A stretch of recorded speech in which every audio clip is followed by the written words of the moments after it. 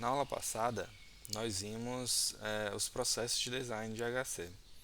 Vimos que existem diversos processos que uma equipe de HC pode adotar no desenvolvimento ah, de uma interface e na projeção da interação do usuário com o sistema. No entanto, todas essas atividades elas envolvem basicamente três atividades, que são as atividades de análise, a atividade de síntese e a atividade de avaliação. E são atividades iterativas, né? Não necessariamente a gente segue sempre essa sequência de primeiro análise, depois a síntese, depois a avaliação. A gente pode ter o processo de ir e vir a todo momento. A gente viu em aulas anteriores que em HC o foco do desenvolvimento abordar o desenvolvimento é feita de fora para dentro. Ou seja, primeiro a gente analisa as necessidades do usuário para depois desenvolver a interface, desenvolver a interação, projetar a interação do usuário com o sistema. Na aula de hoje, a gente vai ver formas, né, de a gente identificar as necessidades dos usuários e os requisitos de HC. Então, basicamente, a gente vai ver métodos de pesquisa que são utilizados para coletar informações dos usuários. Vamos lá. Então, nessa fase, na fase de análise, ressaltando que esse processo é a fase de análise ainda, né? A gente está tentando conhecer as necessidades do usuário. O desenvolvimento é centrado no usuário, né? A gente procura conhecer os objetivos de uso, as necessidades que o usuário tem para na interação atingir o seu objetivo de uso. O objetivo dessa da fase de análise é identificar os requisitos dos usuários e as metas de design de HC.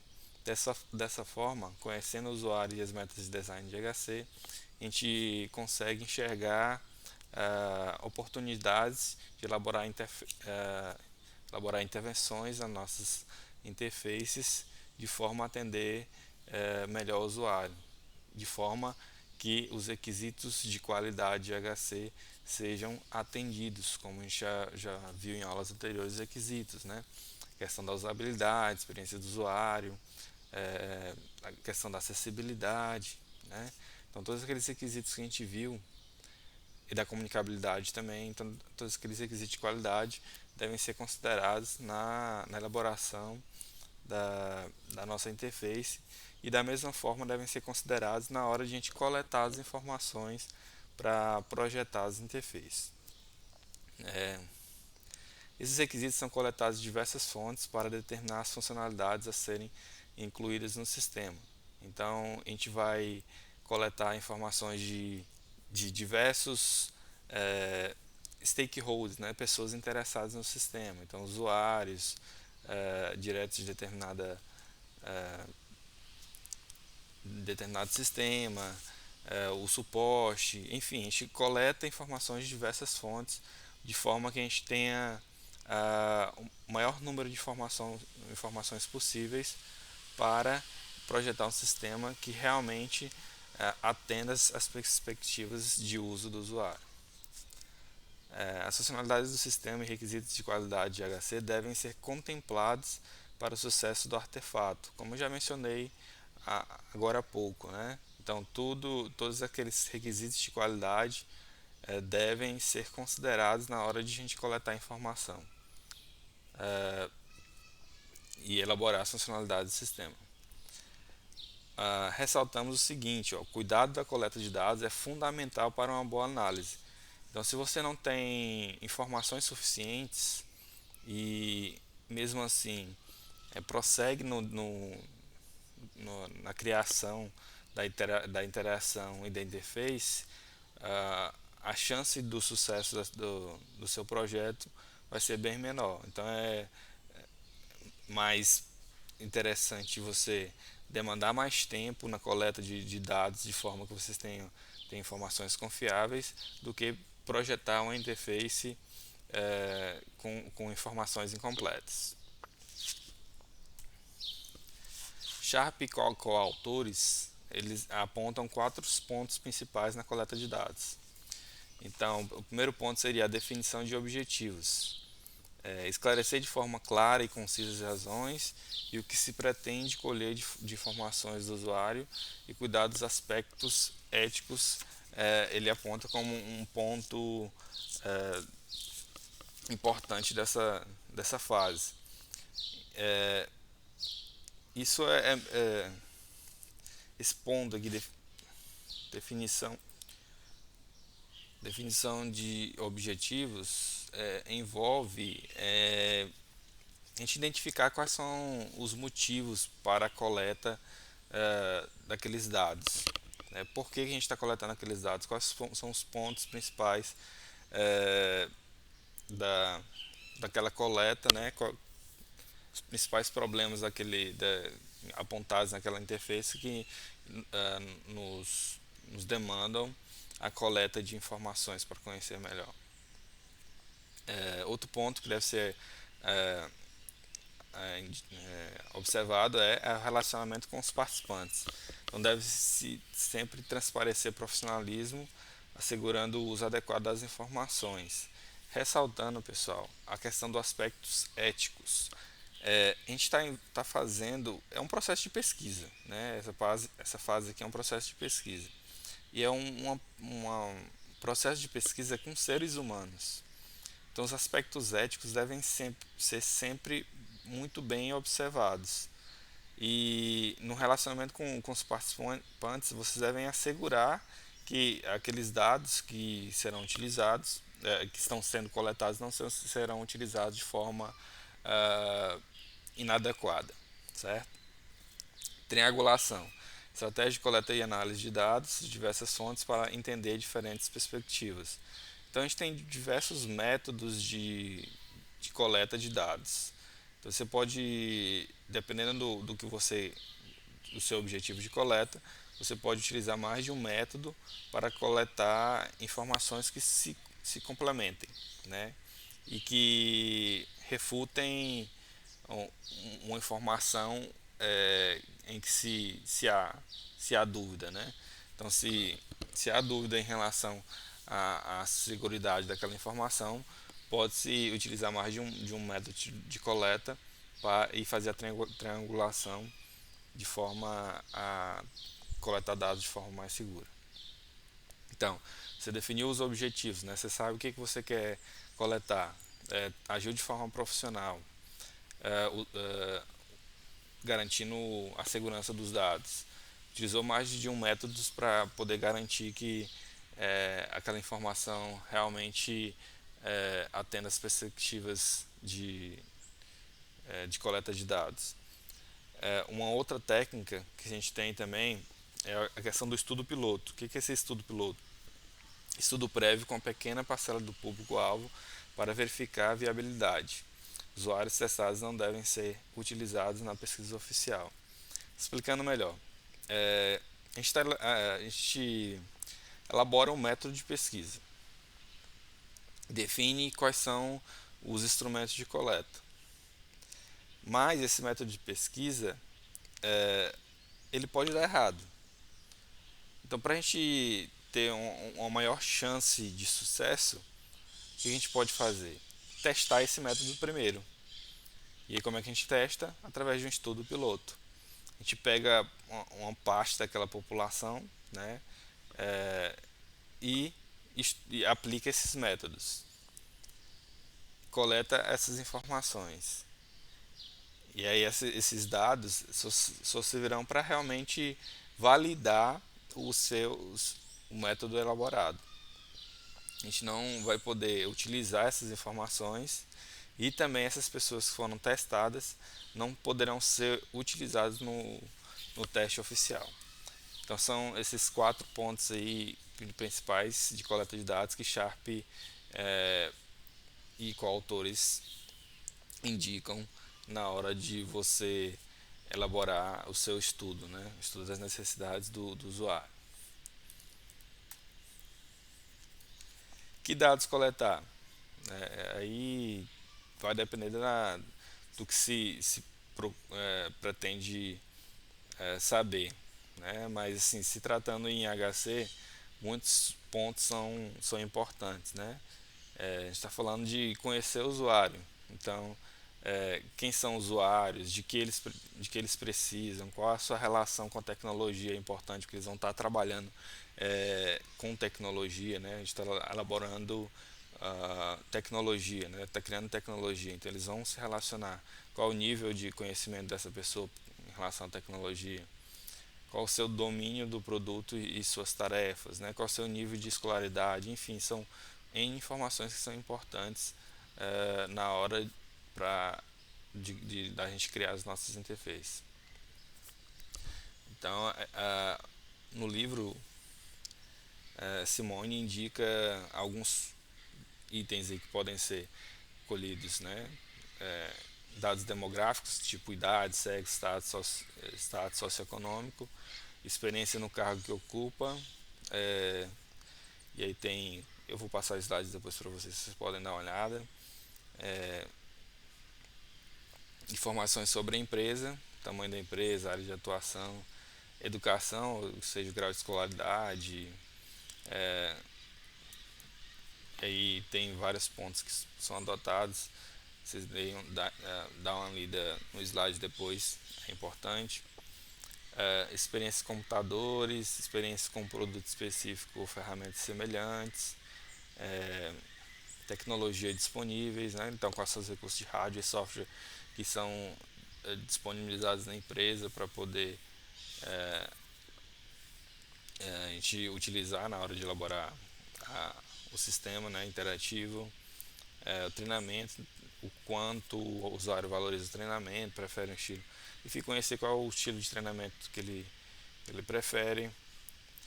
Vejam que são todos pontos que são importantes para conhecer o usuário ou para conhecer um pouco da empresa, né?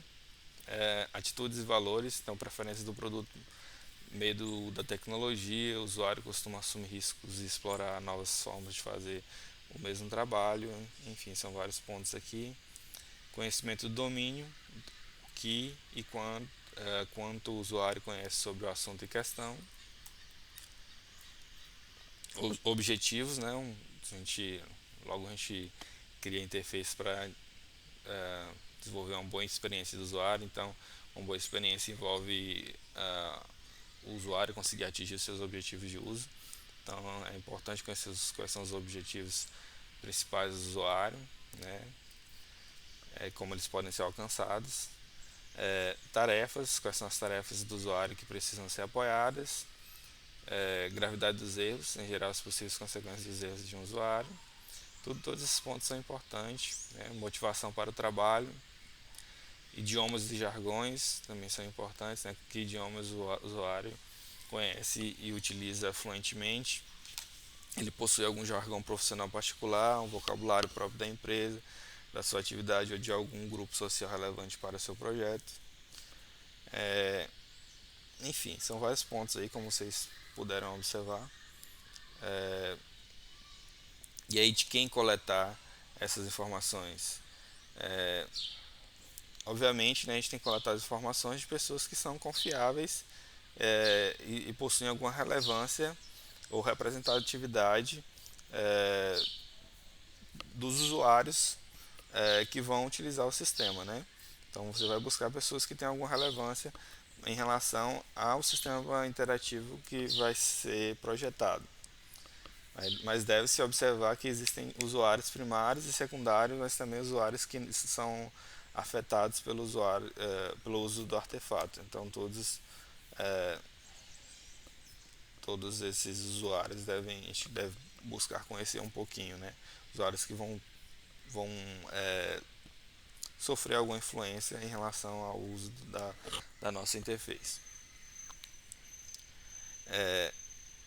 Verificar quem atualmente está ou estará utilizando o sistema, quem está próximo, quem tem tempo hábil para participar da coleta também é um ponto importante, né?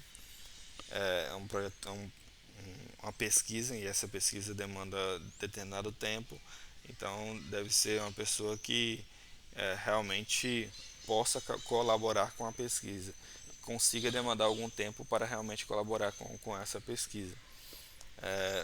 Se você escolher alguém muito ocupado, pode certamente sofrerá dificuldades na hora de coletar essas informações. Então tudo isso aí que foi mencionado influencia no instrumento de coleta, né? Também a gente pode buscar informações de outras fontes, grupo de suporte, né, arquivos de log, análise competitiva, documentação de processos e normas, todas essas são informações também que são relevantes para análise. Como eu havia falado, né, anteriormente, o aspecto ético, a gente está fazendo um processo de pesquisa. Então, o aspecto ético deve ser muito bem observado. Então, envolve pesquisa com seres humanos e, como tal, deve-se ter preocupação com os aspectos éticos. Existe uma resolução, a resolução 196/96 do Conselho Nacional de Saúde, que regulamenta as pesquisas científicas envolvendo pessoas, né? E essas pesquisas exigem uma série de procedimentos que a gente deve realizar na hora de coletar dados desses usuários. Recomendações úteis para orientar com os cuidados em relação aos aspectos éticos com usuários é o que traz essa resolução. E aí, pessoal, é,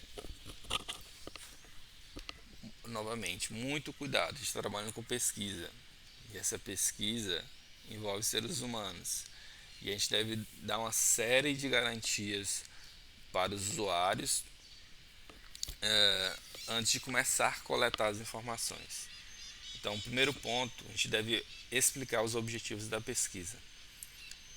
O usuário deve saber para que está respondendo, respondendo não, para que ele está fornecendo informações para aquela equipe. Então, os objetivos da pesquisa devem ser muito bem esclarecidos a esses usuários.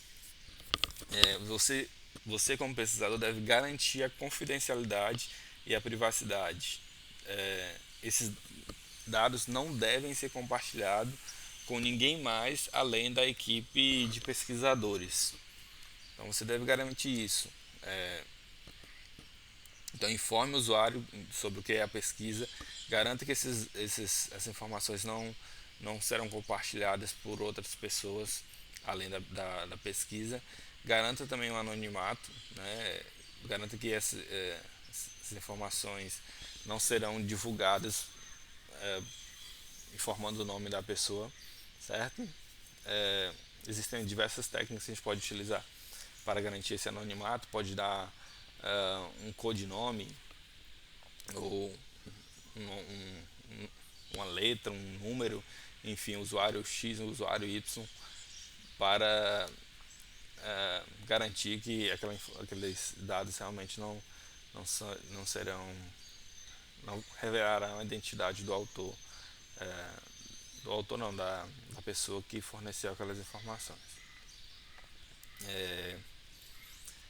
Gravações é um ponto muito importante, porque gravações elas só devem ser autorizadas, só devem ser feitas a partir da autorização do usuário. Então, antes de começar a pesquisa, você deve informar, olha, eu posso informar não, pedir, né? Eu posso gravar essa entrevista. Entrevista é apenas um dos instrumentos, né? Eu posso gravar essa entrevista para posteriormente transcrevê-la e facilitar a minha análise. Aí se o usuário autorizar, aí sim que você pode começar a gravar a pesquisa. Existe um termo específico que contém todas essas informações aí de objetivos de pesquisa, confidencialidade, anonimato, todas as informações relacionadas à pesquisa que o usuário precisa saber devem constar num termo que ele deve assinar, né, que é o termo de consentimento livre esclarecido. Então você vai elaborar esse termo contendo os objetivos, os riscos, os benefícios, os direitos, a garantia de confidencialidade, de anonimato, todas essas Esses pontos devem constar nesse termo de consentimento livre esclarecido, certo? Antes de você começar a sua pesquisa. Então, antes de começar a sua pesquisa, expõe esse termo de consentimento livre esclarecido para que o usuário conheça os objetivos da pesquisa e os impactos dessa pesquisa para ele. E aí só depois depois ele ter coletado as informações, só depois você vai começar a sua pesquisa. É como coletar. É, Existem diversos instrumentos, né, diversos métodos que você pode utilizar para coletar dados. E aí tem entrevista, tem um questionário, tem um grupo focal, enfim, são vários instrumentos. E aí a gente vai falar rapidamente aqui de cada um desses instrumentos. Então um deles é a entrevista, né, que é a técnica mais utilizada para coletar dados e análise de requisitos. O que é essa entrevista? É uma conversa guiada por um roteiro ou tópico para obter informações de um entrevistado. E aí a gente pode fazer dois tipos de entrevistas. É, Entrevistas com perguntas abertas, de natureza mais exploratória, sem restrição de tamanho de resposta, útil para quando se tem pouca ou nenhuma informação sobre o assunto, mas também para descobrir fatos desconhecidos ou inesperados.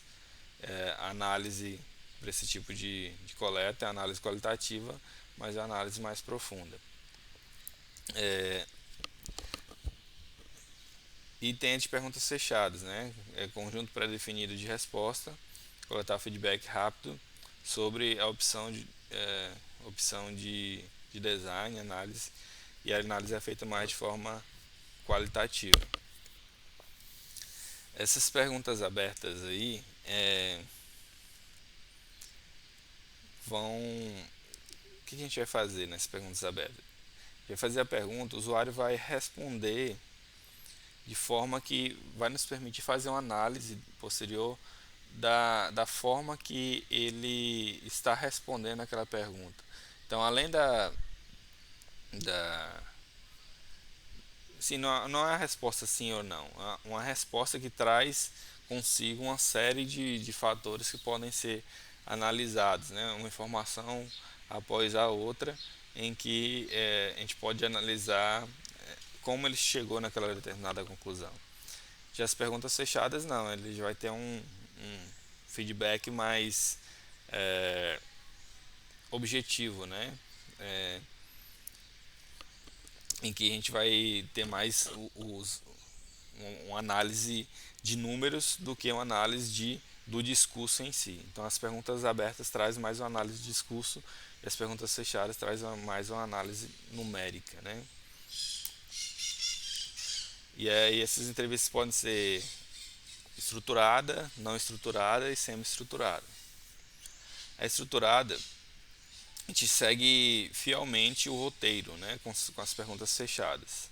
Então tem as perguntas lá e a gente vai fazer exatamente aquelas perguntas que foram projetadas. É não estruturada, bastante flexível, as perguntas abertas, mais aprofundamento. Então a gente não tem a gente tem a temática, né? Mas em cima dessa temática são feitas perguntas e a gente vai coletando essas informações.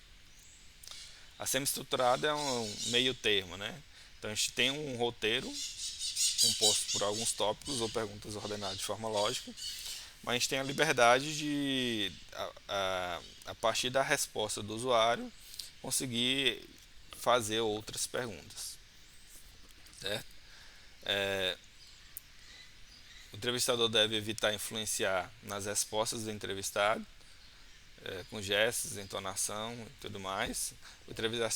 O entrevistador deve evitar perguntas que determinam o juízo de valor. Perguntas de sim ou não podem ser utilizadas para filtrar perguntas subsequentes, né? Se sim, aí vai gerar outra pergunta, se não, não gera outra pergunta ou pode gerar outros tipos de pergunta. Cuidado no tipo de entrevista, dependendo do objetivo ela pode restringir a coleta. Cuidado com termos técnicos que o usuário porventura não entenda. A entrevista pode ser gravada, mas também pode-se utilizar anotações durante a entrevista. As entrevistas podem ser face a face, por telefone ou online. Qualquer um desses ah, meios podem ser utilizados. É, um entrevistador deve ser treinado, caso contrário, pode perder a oportunidade de fazer perguntas adicionais relevantes para a coleta, por se prender demais ao roteiro. As entrevistas podem ser utilizadas de forma independente ou em conjunto com outras atividades de coleta. Faz-se triangulação de dados para verificar a resposta do usuário e análise das respostas, análise interparticipante, resposta de um comparada com as outras para verificar as tendências centrais e a análise intraparticipante, compara-se todas as respostas de um com sentimentos contraditórios. E esse aqui é uma análise mais qualitativa, né? A gente tenta entender o discurso do usuário, né? Quais são os sentimentos que estão envolvidos. Então, isso aqui está mais envolvido com aquelas perguntas abertas, né? A gente vai analisar o que foi falado do usuário, não é, é, a gente vai tentar entender as entrelinhas das respostas do usuário, certo? Então esse é o primeiro instrumento. Então nesse instrumento a gente tem o entrevistador e o entrevistado e os entrevistados. A gente viu que tem todos esses itens aí que devem ser considerados, né? Perguntas abertas ou perguntas fechadas, o tipo de roteiro. E isso vai depender muito do que você está investigando, né? E o tipo de análise, né? Que a gente pode fazer análise comparativa ou análise da resposta geral do usuário, de todas as respostas do usuário. Um outro instrumento é o questionário, né? Esse questionário, a diferença do questionário para uma entrevista, a gente pode dizer que é o seguinte: a entrevista tem um papel do entrevistador, o questionário não. A gente pode elaborar o questionário, né? O formulário e enviar por e-mail, né? É, ou enviar o formulário em si impresso para o usuário responder, né? Então, no questionário a gente tem um formulário impresso online que o usuário deve responder. Permite a coleta de um. A, esse é outro ponto importante. Ó. Na entrevista, o público, né, os, os sujeitos da pesquisa, na verdade, é um número mais limitado. Né? A gente não pega um grande número de pessoas que a gente utiliza como instrumento de entrevista. Já o questionário vai nos permitir uma coleta maior, né, de um grande número de pessoas, abrangendo um público maior. Pode conter perguntas abertas e fechadas. Deve-se evitar muitas perguntas abertas, pois reduz a taxa de respostas. Pode ser utilizado para corroborar os dados da entrevista. Quando muito extenso, agrupa-se as perguntas. Né? A gente pode categorizar as perguntas e para facilitar a identificação dos usuários em relação a que ponto que está sendo explorada aquelas perguntas, né? Quando deseja informações de grupos distintos, deve-se utilizar mais de um questionário. A gente pode utilizar a escala de Likert, que busca, não tem uma resposta sim ou não, né? Ele vai ter uma escala para aquelas respostas, né? Que vai a gente pode adotar de 0 a 5, ou os termos concordo plenamente, concordo parcialmente, ou não, né? Enfim, essa escala vai medir a satisfação do usuário com um produto ou ideia de design. Aqui estão alguns exemplos, né? É fácil encontrar o produto desejado navegando pelas seções do site. Aí, sim ou não, ele iria limitar muito a resposta. A gente pode fazer a escala aqui para medir essa satisfação do usuário em relação a esse item que está sendo explorado.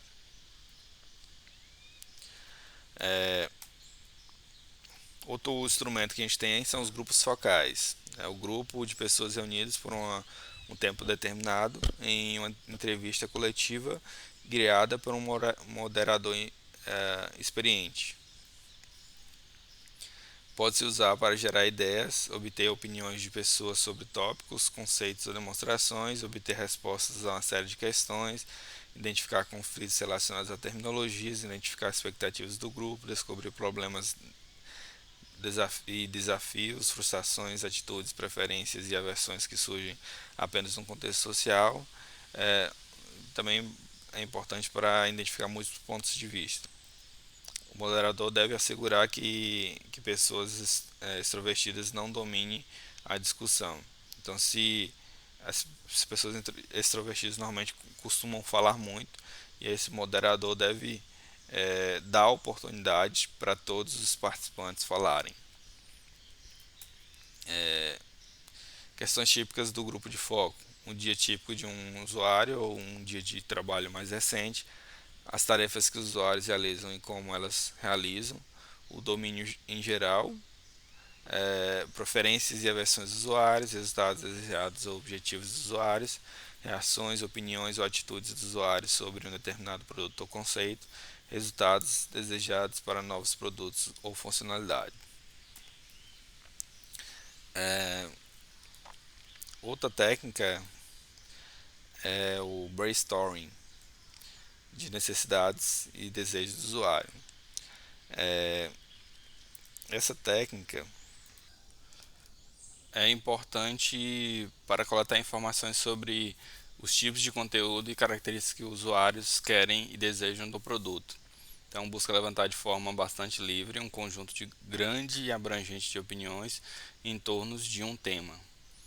Preferencialmente, usuários com perfil semelhante devem ser utilizados em uma sessão de brainstorming. E deve-se considerar um sistema ideal. Então, a pergunta inicial pode ser feita de três diferentes formas: para identificar as informações que os usuários querem ou precisam que o sistema forneça, para identificar os tipos de atividades ou ações que os usuários esperam realizar com o sistema e para identificar características como, por exemplo, confiabilidade, rapidez e segurança. E aí, como é que funciona essa técnica? Uma técnica em que a gente vai ter o moderador, é, que deve cuidar de manter o foco em relação à temática que está sendo é, tratada e não deve emitir sua opinião, influenciar na dos participantes, motivar, não criticar, buscar a participação de todos, mas também que ninguém domine. Na atividade de priorização dos itens, pode solicitar que os participantes registrem em formulário os 5 pontos que achar mais importante. O resultado da análise pode ajudar a reduzir o número de funcionalidades do sistema. E aí vejam que eu destaquei bem a parte não criticar, né? Então o brainstorming se caracteriza por isso, né? É, uma sessão bem democrática em que todos podem falar, mas que se deve evitar totalmente criticar a opinião do colega. Então, o objetivo é coletar diversas perspectivas, diversas ideias, e depois dessa coleta que se faz a análise, né, e o filtro de todas as informações que foram enviadas. Então, não deve não se deve evitar as críticas para estimular que os participantes falem, sintam à vontade para falar durante aquela sessão de brainstorm. Classificação de cartões, ou card sorting. Eu já mostrei para vocês em aulas anteriores, né, esse exemplo de card sorting. A gente utiliza aqueles post-its, né, pode utilizar aqueles post-its para fazer essa coleta de informações, né. Vai servir para a gente categorizar, né? Muito importante para a questão da categorização de informações. Então, utilizada principalmente para informar ou guiar o projeto de arquitetura de informação do produto. Por exemplo, a estrutura de menus. Levantar diferentes modelos de classificação, explorar como as pessoas pensam sobre tópicos, descobrir categorias que parecem semelhantes ou complementares, descobrir o que ser agrupado. E aí a gente pode definir de dois tipos nessa classificação de cartão: aberta ou fechada.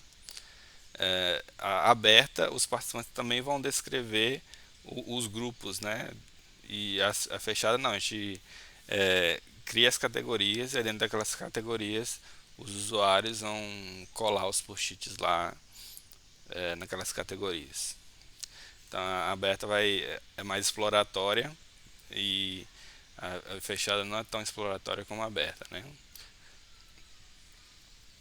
Definição de objetivos.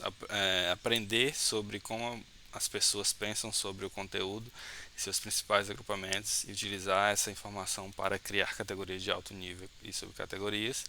Aprender se há conceitos de alto nível nesse conteúdo e utilizar essa informação para entender melhor os relacionamentos entre os itens de conteúdo.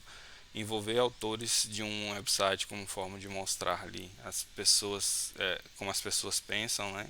Diferentes maneiras e em particular como elas pensam sobre o próprio conteúdo, explorar se há um esquema principal de classificação para o conteúdo ou se há mais um esquema, utilizar as informações para definir se as informações devem ser oferecidas de uma maneira. Descobrir por que uma pequena seção do website não está funcionando ao explorar diferentes métodos de categorização. Utilizar essas informações para decidir se e como o conteúdo deve ser organizado, coletar termos e expressões a serem utilizados para rotular grupos e categorias de conteúdo. Seleção do tipo de classificação: aberta, então permite aprender mais, ou fechada, né? Que não vai ter vai ser menos exploratório. Seleção de conteúdo. Conteúdo selecionado deve permitir atingir os objetivos do estudo. Os itens selecionados devem ser representativos e relevantes para os participantes. Condução da sessão: sugere-se um estudo piloto antes de formar inicialmente os objetivos. Espalhe-se na mesa para iniciar a atividade. Se aberta, dar nome aos grupos e pedir opinião. Então são os pontos dessa técnica que devem ser observados. Análise de resultados: quais grupos foram formados, qual esquema de classificação as pessoas utilizam, quais termos e expressões utilizados. Pode-se fazer análise estatística. Não define de forma cega a arquitetura da informação, mas sim caminhos. Estudo de campo é um estudo mais exploratório, né, em que a gente vai no ambiente de trabalho para realmente coletar informação lá, né? Categoria ampla de atividades relacionadas com a usabilidade, a investigação contextual, entrevistas no ambiente e observações simples são pontos que são explorados no estudo de campo. Então, busca entender o comportamento natural do usuário final no contexto do seu próprio ambiente de atuação. Então, a gente vai estudar o usuário lá no seu ambiente de atuação. Pode ser utilizado em qualquer momento dentro do ciclo de desenvolvimento do artefato. Permite alcançar diferentes objetivos: identificar novas funcionalidades, produtos, desafiar ou verificar as posições que as partes interessadas tenham sobre os usuários, sua tarefa, suas tarefas e seu ambiente, identificar a falta de correspondência entre a forma como o usuário trabalha e pensa e a forma como as ferramentas e o procedimento lhe obrigam. Entender os objetivos dos usuários, identificar os materiais de treinamento necessários, criar designs iniciais, desenvolver um inventário das tarefas. Enfim, são diversos benefícios. Vocês é importante que vocês leiam os slides depois. Mas basicamente, o estudo de campo é ir no ambiente do, do usuário para poder coletar informação. Investigação contextual, papel central no ciclo de vida de design contextual, é importante para revelar aspectos da prática do trabalho, consiste em observar o usuário enquanto trabalha e conversar sobre o seu trabalho. Busca identificar padrões e estruturas. Então, os objetivos: obter dados sobre a estrutura do trabalho na prática, tornar explícito o conhecimento tácito e não articulado sobre o trabalho para que os designers entendam, conhecer detalhes habituais e visíveis do trabalho. Então, a investigação contextual se assemelha bastante com estudo de campo. A diferença é que ele tem uma técnica própria, né?